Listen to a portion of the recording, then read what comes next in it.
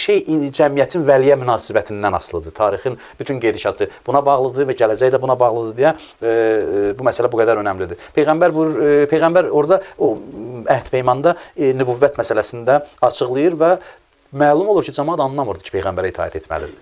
Və Quran da ayələr göndərir ki, وَمَا أَرْسَلْنَا مِنْ رَسُولٍ إِلَّا لِيُطَاعَ بِإِذْنِهِ buyurur ki, biz Peyğəmbərləri göndərdik ancaq və ancaq ona görə ki, yəni başqa bir səbəbə görə, Allahın izni onlara itaət olunsun. Yəni Peyğəmbərlərin gəlişinin məqsədi budur. Bütün xarablıqlar, çirkab orada üzə çıxmağa başlayırdı ki, Peyğəmbər çıxır deyirdi, mənə itaət edəcəksiniz. Bütün hər şey orada çıxırdı. Bütün xarablıqlar orada üzə çıxırdı. İctimai fəsadlar və mənəvi problemlər orada üzə çıxırdı.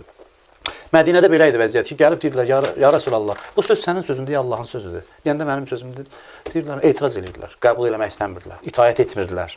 Yəni, hazır deyildi o cəmiyyət Peyğəmbərin sözünü qəbul eləsin. Açıq-aşkar deyirlər ki, söz sənindir, ya denən görə Allahın. O, belə bir vəziyyət idi. Və bu faciələr səbəb oldu. Məsələn, o Qədir-Xum hadisəsi nəyə göstərdi? Qədir-Xum hadisəsi onu göstərir ki, Peyğəmbəri heç kim qəbul etmədi. Məlum oldu ki, Peyğəmbər o cəmiyyətin mövlası deyil. Ona görə mən bir şey deyim ki, türklər çox zaman deyirlər, o Saadət əsri, nə bilim, məsələn, Mədinə cəmiyyəti. Mən bunu bir mənalı istəyirəm ki, Mədinə cəmiyyəti bizim üçün ideal cəmiyyət deyil. Müsəlmanların ideal cəmiyyəti Peyğəmbərin qurduğu Mədinə cəmiyyəti deyil.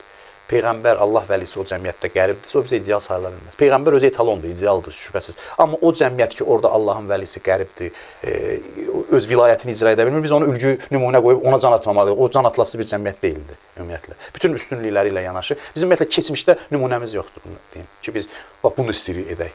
Keçmişdən qaynaqlanmağa çox şeyimiz var, nümunədən danışıram. Əli əleyhissalamın küfəsi də bizim üçün ideal deyil. Bizim üçün ideal Mehdi cəmiyyətidir, Məhdəviyyətin hakim olduğu cəmiyyəti ki, o gələcəkdə baş verəcək. Yəni bizim keçmişdə o ciddi bir prosesdir ki, insanlıq gəlsin, o yerə çatsın. Bizim keçmişdə istinad edəcəyimiz nöqtə yoxdur. Həzrət Əlinin cəmiyyətində bilirsiniz necə idi vəziyyət?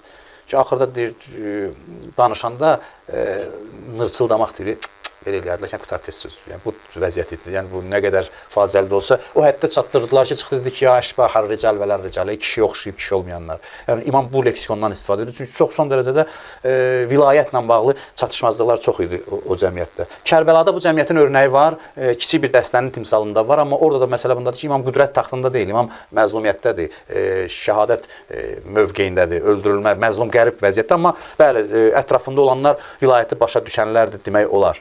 Yəni vəziyyət üçün.